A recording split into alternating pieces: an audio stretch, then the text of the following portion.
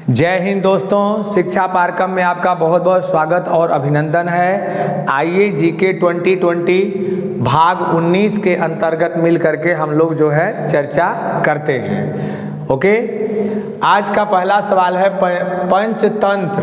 पंचतंत्र पुस्तक के लेखक कौन हैं? तो पंचतंत्र पुस्तक के लेखक हैं विष्णु शर्मा। पंचतंत्र पुस्तक के लेखक कौन है? विष्णु शर्मा। और यह प्रथम भारतीय पुस्तक है जिसका सर्वाधिक विदेशी भाषाओं में अनुवाद हुआ है। यह प्रथम भारतीय पुस्तक है जिसका सर्वाधिक भाषाओं में जो है अनुवाद हुआ है। और इस पुस्तक का विषय है नैतिक शिक्षा। इसमें बच्चों के लिए जो है नैतिक शिक्षा का उल्लेख मिलता है। तो पंचतंत्र के लेखक है विष्णु शर्मा। अगला सवाल, मीमांसा दर्शन के प्रणेता यानी मीमांसा दर्शन कौन चलाया था? तो मीमांसा दर्शन के प्रणेता हैं जैमिनी। मीमांसा दर्शन के प्रणेता कौन है? जैमिनी। न्याय दर्शन के गौतम। न्याय दर्शन के प्रणेता कौन है? गौतम। सांख्य दर्शन के कपिल। योग दर्शन के पातंजलि। योग दर्शन के पातंजलि। ओके, तो ये भी याद रखिएगा। मामल्लपुरम नगर की स्थापना किसने की? तो मामल्लपुरम नगर की स्थापना नरसिंहवर्मन प्रथम ने की थी। मामल्लपुरम नगर की स्थापना नरसिंहवर्मन प्रथम ने की थी। और अगर ये पूछे कि कांची का कैलाश मंदिर कौन बनवाया था? तो कांची का कैलाश मंदिर नरसिंहवर्मन द्वितीय ने बनवाया था। कांची का कैलाश मंदिर नरसिंहवर्मन द्वितीय ने बनवाया था, लेकिन मामल्लपुरम नगर की स्थापना नरसिंहवर्मन प्रथम। और एलोरा का कैलाश मंदिर, तो एलोरा का कैलाश मंदिर कृष्ण प्रथम ने बनवाया था। एलोरा का कैलाश मंदिर कृष्ण प्रथम ने बनवाया था। अगला सवाल, वेद समाज की स्थापना किसने की? तो वेद समाज की स्थापना 1864 में श्री धरलू नायडू ने की थी। वेद समाज की स्थापना 1864 में श्री धरलू नायडू ने की थी। ओके, पांचवा सवाल, परमहंस मंडली की स्थापना किसने की? तो 1849-50 में परमहंस मंडली की स्थापना आत्माराम पांडुरंग ने की थी। परमहंस मंडली की स्थापना आत्माराम पांडुरंग ने की थी। अगर पूछे कि आर्य समाज की स्थापना स्वामी दयानंद सरस्वती। रामकृष्ण मिशन की स्थापना स्वामी विवेकानंद। ब्रह्म समाज की स्थापना राजा राम मोहन राय। तत्वबोधिनी समाज की स्थापना देवेंद्र नाथ टैगोर। तत्वबोधिनी समाज की स्थापना, तत्वबोधिनी सभा की स्थापना, तत्वबोधिनी सभा की स्थापना कौन किया था? देवेंद्र नाथ टैगोर। तो ये सब भी साथ में याद रखिए।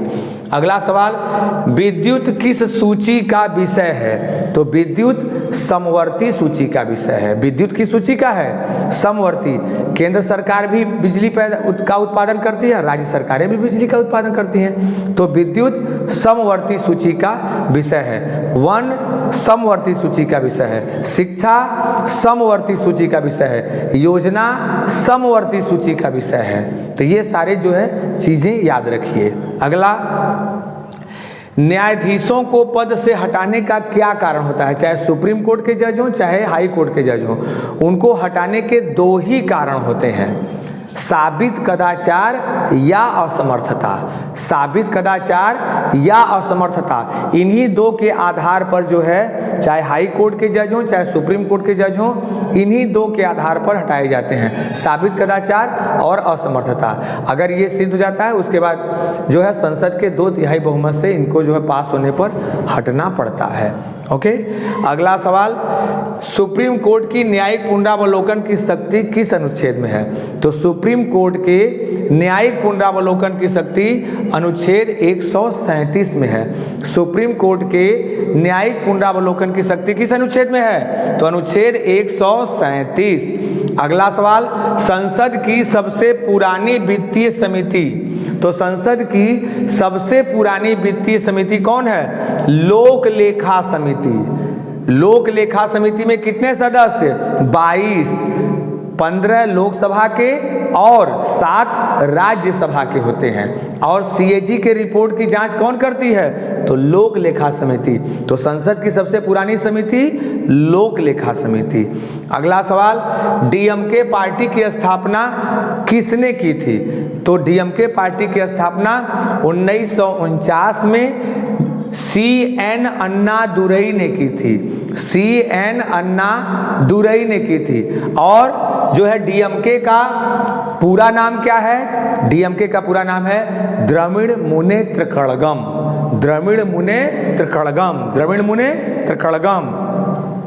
तो DMK पार्टी की स्थापना 1949 में CN अन्नादुरई ने की थी। अगला सवाल देखते हैं दोस्तों, कंचनजंगा पर्वत चोटी किस राज्य में है? तो भारत में हिमालय पर्वत की सबसे ऊंची चोटी कौन सी है? हिमालय पर्वत की सबसे ऊंची चोटी, पर्वत चोटी कौन है? कंचनजंगा। और ये किस राज्य में है? सिक्किम में है। किस राज्य में? सिक्किम। सिक्किम की राजधानी गंगटोक। सिक्किम की राजधानी गंगटोक। सिक्किम में कौन सा दर्रा है? नाथुला। नाथुला दर्रा कहाँ है? सिक्किम में। जैविक पूर्ण रूप से जैविक खेती करने वाला पहला राज्य सिक्किम।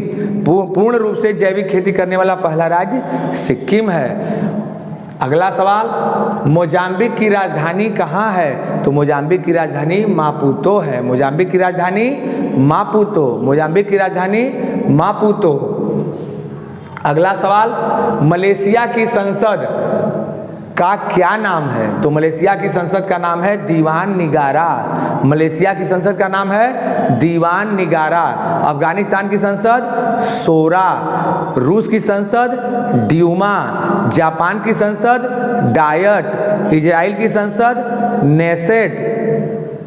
ओके। ऑस्ट्रेलिया की संसद पार्लियामेंट। ब्रिटेन की संसद पार्लियामेंट। कनाडा की संसद पार्लियामेंट। ओके।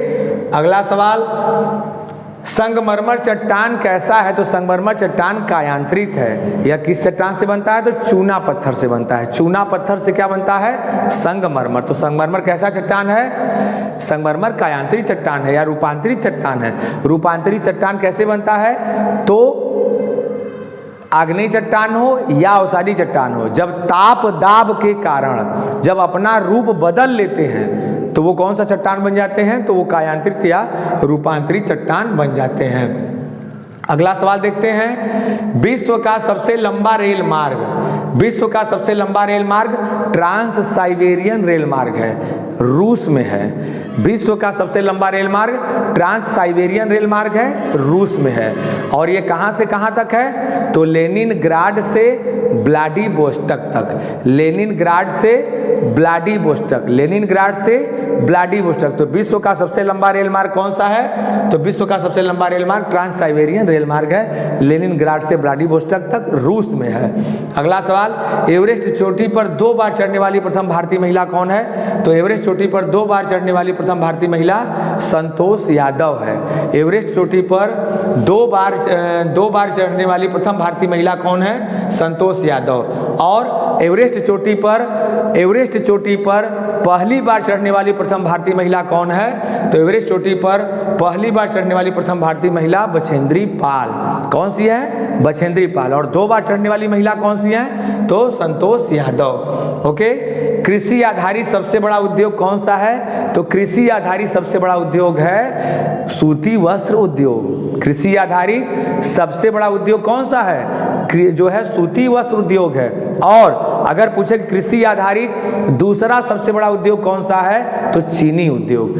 पहला सूती वस्त्र उद्योग और दूसरा चीनी उद्योग। ये कृषि आधारित 2 प्रमुख उद्योग हैं। नंबर 1 सूती वस्त्र उद्योग, नंबर 2 पर चीनी उद्योग। ओके। अगला सवाल, कोयले की खदान में आग लगने का कारण क्या होता है? तो कोयले की खदान में कभी कभी आग लग जाता है, इसका कारण होता है मेथेन गैस। इसका कारण क्या होता है? Methane gas. मेथेन गैस के कारण कोयले की खदानों में कभी कभी जो है ये ज्वलनशील है और आग लग जाती है। अगला सवाल, किस राज्य की समुद्री सीमा सबसे लंबी है?